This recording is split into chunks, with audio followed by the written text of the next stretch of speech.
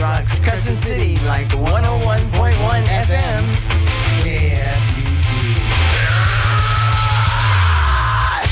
KFUG Community Radio. Paul Critz with you. It is going to be a partly cloudy, partly sunny day, whatever you want to call that.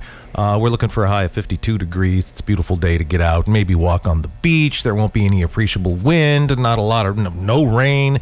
It's a good day to get down to the harbor and walk around the harbor and check out all the things that have been happening there.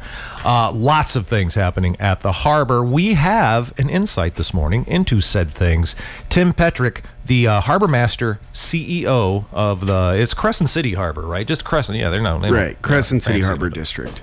The harbor, okay, cool. One of the other legal entities in and around Crescent City and Delaware County. Catching up on all things happening with the harbor. How are you doing today, Tim?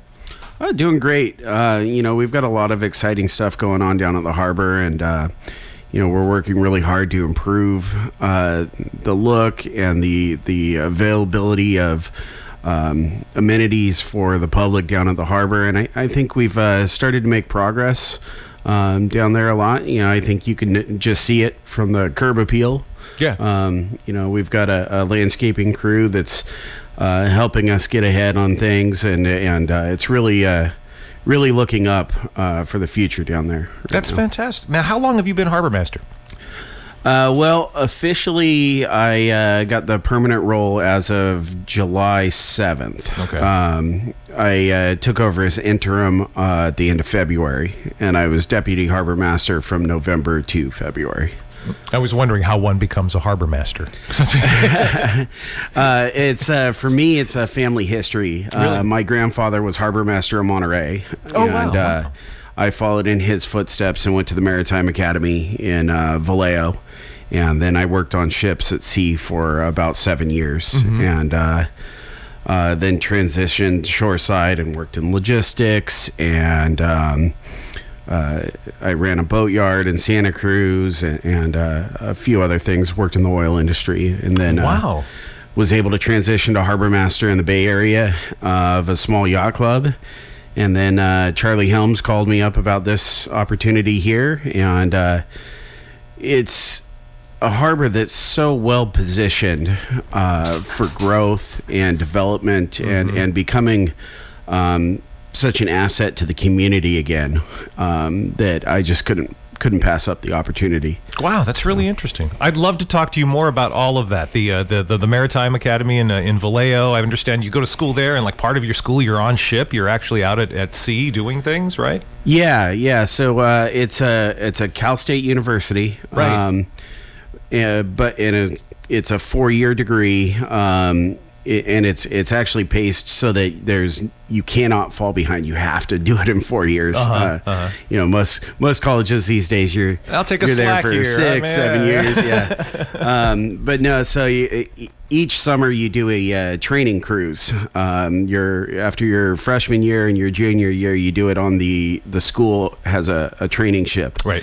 And after your sophomore year, you do a commercial internship. Mm-hmm. And so I got to go all over the world on the school ship. We did the freshman cruise was a Pacific Rim, Alaska, Russia, South Korea. And just to be clear, freshman cruise, it's not just like, it's not a cruise. You're going to class, you're working, you're doing things, right? Yeah, so the underclassmen act as basically what they refer to as unlicensed seamen on the ship, which is we stand wheel watch where you're steering the ship, and then you're chipping and painting a lot. Mm-hmm. right. And then the seniors act as though they're the licensed officers, basically navigating the ship, running all of the equipment and things like that. So it is hard work, but it's a lot of fun, and you get to visit a lot of really interesting places. That's wild. I've heard about the Academy before. Sorry about that. I know Mike is here. He's got lots of questions. He's going to lead this about what's happening at the harbor. I just wanted to know about how you become a harbor master. And I found that really interesting. It sounds like you bring a lot of experience. Yes. Was the idea, I always wanted to be a harbor master from, my days as a small child going to the harbor with my grandpa. And every move I made along the way was with the mindset of how can I make myself better qualified for the position. Wow. And so I've always kind of taken positions with that mindset, and I think I'm pretty well positioned to make a big impact here. Yeah, it certainly sounds like it from the experience that you've listed. So you were talking about development at the harbor, and can you kind of give our listeners what the broad picture of that is? And I also have some specific questions about it, but what are you looking at? What is the Harbor District looking at to be the kind of near and eventual future of our harbor? Well, that's a great question. My understanding of what harbors should be, especially in small towns, is the harbor should be the heart of the community.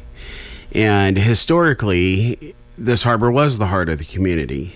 And we need to sort of restore that. I mean, my wife is a teacher, and in her experience at school, she keeps hearing that this is a prison community.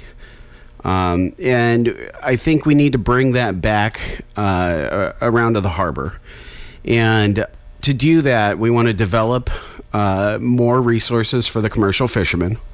One of the plans that we've discussed is building a brand new state-of-the-art fish processing plant, which will also include what we're referring to as a fisherman's co-op, which would allow the smaller commercial fishing boats that might have trouble selling a smaller load to some of the processors to both legally clean and sell direct to the public. Basically, it would be a cooperative fish market that the public and our local restaurants could come buy fresh local fish at. Because right now, most of our commercial catch leaves the area. Right. And so this would provide a good interface for that. And that would develop the commercial fishing industry area of the harbor, in a much more state-of-the-art way and drive us into the future. Well, I mean, that sounds excellent, because I think Crescent City, in many ways, has become a prison town. And it sounds really, really interesting and bodes well for the future that something like this can happen, to have a bit more diversity in what's seen as the economic drivers in this community. And historically, what's been an economic driver in the community and cultural driver in the community, too. So let me ask you this question. Is the Harbor District and are you getting enough support to actually make this come to fruition by the other governmental entities and business community, Chamber of Commerce, all of that stuff? Are you getting the support you need to actually make this happen? Yeah, I think the city and the county have been very supportive of development in the harbor.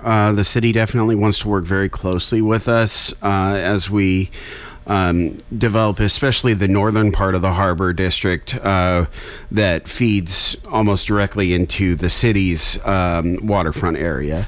And I think that they were really interested in the idea of making something that flows together and creates one immersive experience. And that part of the development would actually be the other aspect of what the Harbor District is looking to do, which is develop for visitors and public access to the water.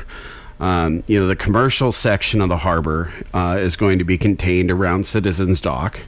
It's going to include some of the fish processing plants, Fashion Blacksmith, Citizens Dock, and then the southern side facing South Beach and the northern side of the harbor have been discussed as development for public access and visitor-facing revenue generation, which should bring a lot of money into the community, building possibly a hotel, a high-end hotel, a 4 or 5 star hotel to bring in to capture another sector of visitors, and then lots of shops, restaurants, things like that on the southern side to capture the families and give them access to South Beach, possibly collaborative boating sort of situation, which is really big in the boating industry right now.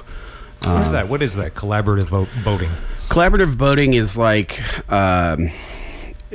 it's where basically you have a boat club, and the club owns the boats and maintains the boats. And as a member of the club, you have access to the boating, and it makes boating much more accessible for the average person. Right.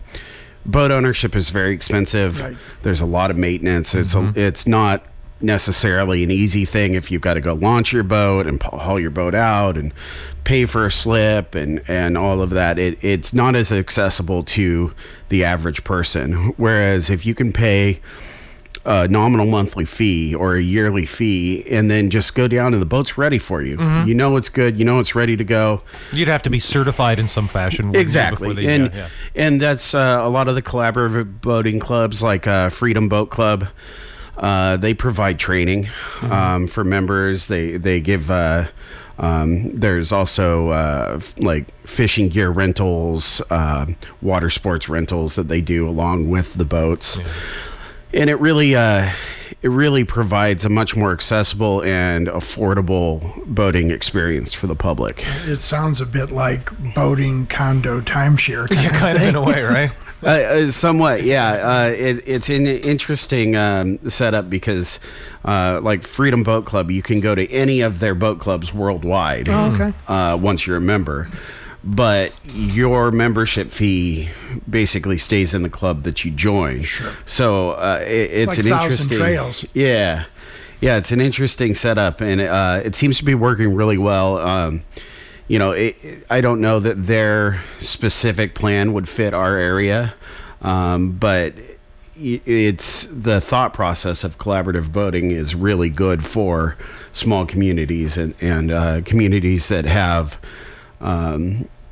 such perfect access to the water. So the development you're talking about happening inside the harbor district, inside the harbor there. So you're talking some of this development along Anchor Way there, like you said, the facing South Beach. Yeah, correct. Right. So along Anchor Way, there's an empty lot next to House of Jambalaya, and we've signed a lease with a developer for that. And the plan for that lot is a high-end RV park. It's going to have the bigger hookups for the high power draw RVs. And we've talked about raising the level of it up a little bit to help with stormwater issues, and then putting like individual decks for the RVs so that each space would have their own deck with, Adirondack chairs facing out over South Beach. Sure. I think that'll bring in, we've got so many vehicles passing every day. I think that'll bring in some of those that would normally just keep going for another couple hours. And that's one of the developments we've talked about. We're discussing leases for Redwood Harbor Village, the RV park. That would still be operated as an RV park. But the developer that we would like to lease it to is planning to invest a significant amount of money there to bring it up to future standards and make it much more functional than it is right now. And we just don't have the money ourselves to invest in it right now. Right. So is this Mr. Lemus? Yes. Yeah. So we're talking with Tim Petrick, Crescent City Harbor District's Harbormaster CEO, and you're tuned to KFUG, Crescent City. So Tim, that leads me to a couple of questions. But so I want to talk about the residents who are currently in the RV parks. And So let me just lay it out for you as best as I... So on the one hand, some of these people have been living there a long time.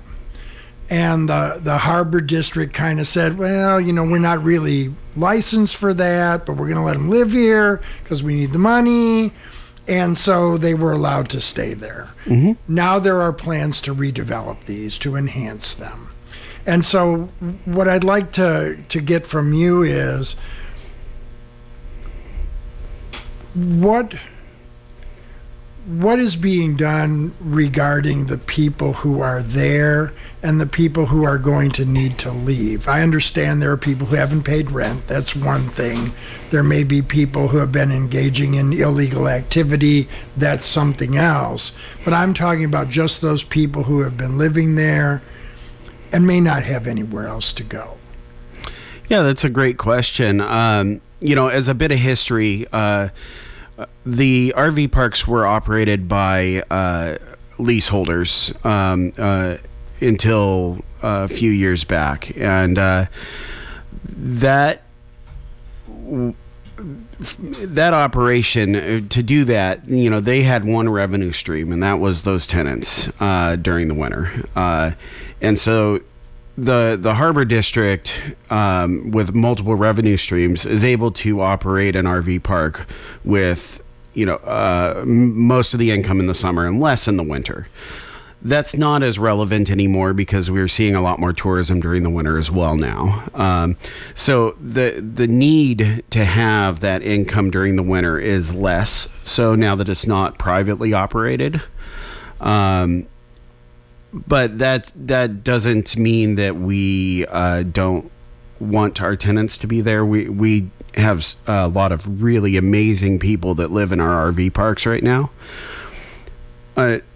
The Coastal Commission governs that area of the coast. This is something else I wanted to get and to. the Coastal Commission's mandate is to provide on public lands access for visitors, and they specifically state that they don't want more than 30-day stays.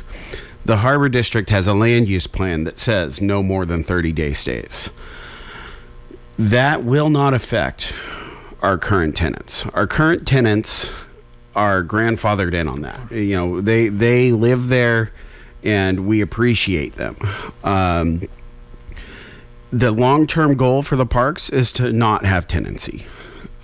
We are going to work with the developer and with the tenants to find other opportunities for them. One thing that we've discussed is there's availability of FEMA trailers that the government is either possibly going to donate or sell to us for a nominal fee that we could use for some of the people who have trailers that are in poor condition. That can't be moved. So there's a lot of those things we're working on, but the simple answer is nobody is going to be evicted unless they are violating the rules or not paying their rent. And that's a guarantee. We are not evicting anybody. We are going to create a plan with people to assist them in moving elsewhere over time. But there is nobody being forced out. I'm glad to hear that. Yeah. So speaking of Mr. Lemus, right? So two things. Hold on, I do have a bit of clarification just about the people being evicted, because there are people that I know of, just kind of anecdotally, who, as far as what they say, they are being evicted. Would they be one of either the folks who haven't paid or one of the problem tenants? I mean, you say no one's being evicted, but is the caveat no one's being evicted to just make space for this development? There Correct. are people who are being asked to leave. Yes, correct? there are people who are being legally evicted. As you mentioned, there are issues with crime. Right. There's issues with repeated violations of rules, and there's a backlog of it right now because the COVID restrictions that didn't allow for eviction. The Harbor District was stuck with people who would have been evicted over the last 2 years and deserved eviction over the last 2 years legally. And so now it sort of seems like a glut of them is happening at the same time because we're finally allowed to take care of these problems. But I think some of what you might have heard is there's a lot of misinformation out there right now, and there's a lot of people that are using the word eviction incorrectly, and they've been fed a line that because of redevelopment they're being evicted, and what we've said is we are not going to support tenancy in the long term, but we are not evicting residents that are not violating the rules. Right. Okay. And that's exactly the scenario that I've heard and people have talked about. That's exactly that kind of thing. And in that sort of, because of COVID not being evicted because of that, and then it looks to people like, oh, redevelopment's going to happen, and these people are being evicted. Oh, that seems shady, and it is. It's sort of an unfortunate timeline right. that lined up together. But the two actually don't have anything to do with each other. Right. The development has actually been in process for over a decade in the harbor, and with Mr. Lemus in particular, we've been in negotiations with him for well over a year on this, and so it's just actually the timelines just happened to intersect. Right. No, thanks for clarifying that, because I was wondering. And just to put a bow on a couple of things, if you don't mind, because you were quoted in, I can't remember what media outlet. I'm gonna say Wild Rivers Outpost. I don't remember if that was it or not. That the Coastal Commission was going to be taking up the issue of tenancy coming up at one of their upcoming meetings. So is your understanding that? Let me take it this way. According to the Coastal Commission regulations, because it's public land, people can't actually live there long term. Is that what you're saying? Or is that what they are going to rule coming up in a meeting or two? So there's actually sort of two parts to that. One is the Coastal Commission's mandate as a governing body is to provide for public access on public lands. And as that, they have, it's not so much a rule as it is a guidance that they don't approve long-term tenancy or more than 30-day stays on public land that is governed by the Coastal Commission. The other aspect of that is the Crescent City Harbor District's land use plan. The land use plan has to be approved by the Coastal Commission. It's currently been approved by the city and the county, and the final level of approval is the Coastal Commission. And it's already been through Coastal Commission staff, and it's just up for a final vote. And in the land use plan, it specifically states that there will not be any tenancy allowed on Harbor District property. That said, there is a small carve out in that, which is for district employees as stewards of the land. Well, and then getting back to the issue of people not being evicted, okay? I thought you were very clear on everything you said, though it does sound that within all of that, there is some point in time where there will not be any more tenancy in those RV parks. Is that correct? That's correct. There is a point in time that we will reach there where there will not be any tenancy in the parks. Is there a timeline for that? There is not a timeline for that. No. As I said earlier, I think what's going to happen is that we will work with people, and there will be some people who just do not want to be a part of the plan to leave, and they will be able to continue living there and be part of the improvement process until which time as they decide that they are going to leave. We are going to find ways, working with people and working with Mr. Lemus. Mr. Lemus has been incredibly supportive of this, even when I've been very frustrated, and I've said, well, maybe we ought to just close the parks. We've had a lot of issues over the last 2 years in there. We've had murders, we've had prostitution, we've had drug sales. It's been really, really frustrating to deal with, and it's not fair to our good tenants. We have wonderful people that live there, and it creates an unsafe environment for a lot of them, and it's been frustrating. And when I've been frustrated, Mr. Lemus has said, no, we need to work with them. We need to find a way to provide a safe and comfortable living situation. And so we've started to work out a plan. And once we sign leases and we turn the operation of the parks over to Mr. Lemus, he will start a dialogue with the tenants and with us, and we will work together as a team to find them another better living situation. And those that don't want to go won't have to go.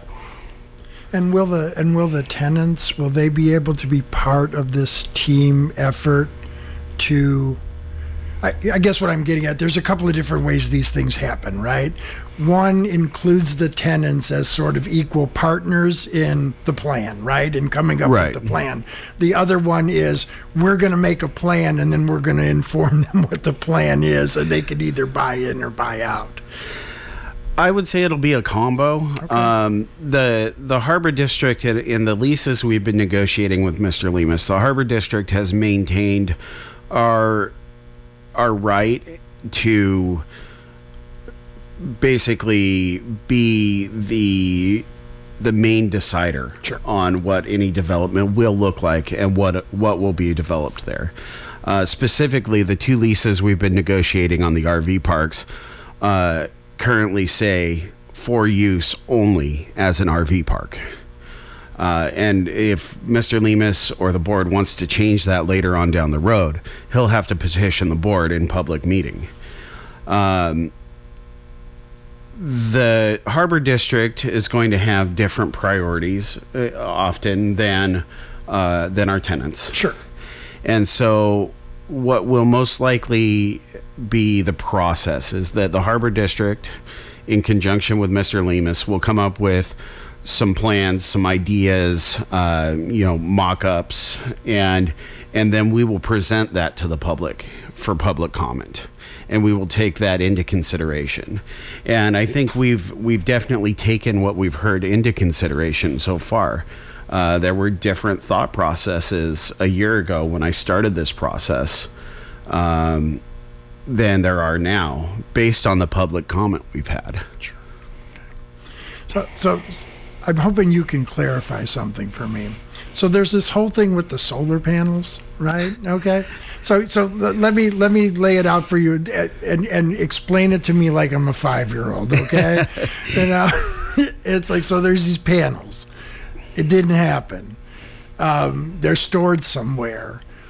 The company that was supposed to do something owes y'all a couple $100,000 plus, and they don't have the money. And now somehow or another, Mr. Lemus is going to roll this into his costs. Can you explain that to me in a way that is makes sense? Well, it's funny because that is a very, very convoluted situation, and I wasn't here for so much of it. I mean, I've been trying to go back, 5, 6, 7 years in emails and to figure out exactly how it all went down. My understanding of what happened is our prior harbor staff reached out to Mr. Lemus after he did a solar project in Eureka for the harbor there. And whether it was the right deal for the harbor or not, they wanted the same deal that Eureka had, which involved this lump sum check. And so they reached out to Mr. Lemus. Mr. Lemus did a deal with us, and then Mr. Lemus sold the project to a company called ADE Crescent City that was created specifically to do this project. That company failed. And Prior Harbor staff called Mr. Lemus back after a few years and said, man, you got to help us figure this out. So to his credit, he came back, and what he did is he bought out ADE's debt, basically, for a portion of their future profits on the solar system. And they currently owe him a bunch of money as well. And they're basically defunct at this point. They don't have, the only asset they have is our solar panels that are operating. And they're kind of in a catch-22 because they won't receive a payment from us until they pay us our solar licensing fee. And we're not going to pay, they can't get financing to pay us for that until they've received money from us. Sure. And so they're in a spot that has no answer for them. The options are at this point is we could take them to court, and after a long and expensive battle, we could seize the solar panels. Or Mr. Lemus has offered an alternative, which is he will assume that $288,000 debt and pay that out to us, and he can roll that into his financing for the larger redevelopment project, so that it's not as much of a impact on him up front, because he can put it as part of a $15 million financing package, which is a drop in the bucket then. And in doing so, he would then assume more control over ADE's project and be able to later on control more of the power fees that we will wind up paying at that point. Do you have a process in place to ensure that the Harbor District's long-term interests continue to be represented in that? And the reason I'm asking the question, and I'm not saying it's the same, I know like big cities have like sold things like their parking meters. And it's like, oh, well, we needed the money now, and it looked like a good deal, but then later on down the road, it's like, well, wait a minute, we're not getting what we should on behalf of the people we're actually supposed to be representing. Does that make sense? Yeah, and I think there's a misconception in the public about the solar panels right now, which is the Harbor District doesn't own them. We've never owned them. We've never spent a penny on this solar project. The $288,000 is basically a long-term lease payment for the property that the solar panels sit on. And the agreement is that we would pay for the power generation from the solar panels at a rate that would be capped at a minimum of 15% less than the cost of the PP&L power. And so we don't actually own the solar panels, though we do have a right to buy them out at a depreciated value after, I believe, 10 years. And we have no plans to release any rights to them. The solar panels are operating as they should right now. And for the first year, we're probably going to wind up having saved, after the accounting issues with PP&L are worked out, over $20,000 on power, just by paying less for the solar generation, and that's only going to grow. And I think the estimates are that we could be saving as much as $50,000 or $60,000 a year in another year or two. And that's just with the panels that we have now. If we add more panels, which is not a guarantee, mostly just because we don't know where we would put them, that they make sense right now, that would, of course, get bigger. The deal could wind up being structured different. I don't, my discussions with Mr. Lemus are that it's not the best deal for the harbor or for him. And so we may restructure that deal in the future, but we're trying to check a few things off first. Sure. 3 minutes past 11 a.m. You're tuned to KFUG LP Crescent City, 101.1 FM online, kfugradio.org. Paul Critz with you, along with Mike Thornton. We are speaking with Tim Petrick, Harbormaster, CEO of the Crescent City Harbor District. Wanted to get that in. I have one final question, and I think it's, a simple one. Dredging. Now you gotta make it a question. Dredging? Like that. Well, I don't know how it is in the harbor. I've been involved in other things where people don't understand all the complexities of dredging, because if for nothing else, all the really nasty stuff that's going to get kicked up and into the water and all of that. So we hear a lot about that from certain constituents. What's the status on that? What can people look forward to or not look forward to? Yeah, there's it is a complicated situation. There has been years of neglect on the permitting side of the dredging, and it's something that we're working on. That said, the harbor's actually in really good shape dredging-wise. The Army Corps in 2019 finished dredging the intra-channel to the design depth, and the inner boat basin is still showing depths that are very consistent with the design depth as well. And so the large portion of the harbor that we would be able to or allowed to dredge with our normal dredging permitting would be probably still 3 years or more from needing dredging. The main dredging concern that is brought up is along the outer boat basin for a few of our tenants. And that is a concern, and it's something that is difficult to permit. For instance, under the synchro lift for Fashion Blacksmith, there has been sediment buildup along the seawall, and the only way to dredge in that area is with a diver, and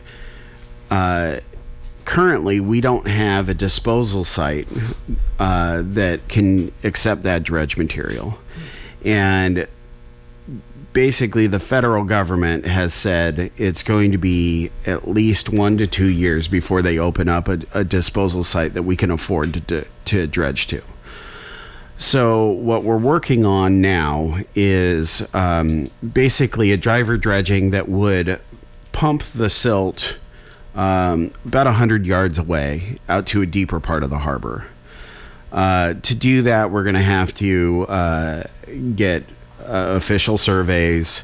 We're going to have to pull samples of the sediment. We're going to have to get approvals from the water board that the turbidity of the water is not going to impact any of the eelgrass or the harbor aquatic life.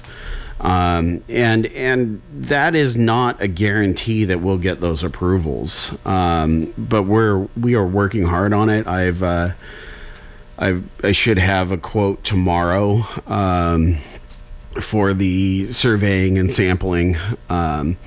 We've opened the dialogue with the water board for what sampling they're actually going to request. And I'm hoping that maybe by late summer we'll be able to hire a diver crew to get in there and move some material. But it is not a guarantee. But that is, in the entirety of the harbor, is actually dredged better than it's been dredged in a lot of years right now. Is there anything else that you want to let our listeners know about that I didn't know enough about what's going on there to ask?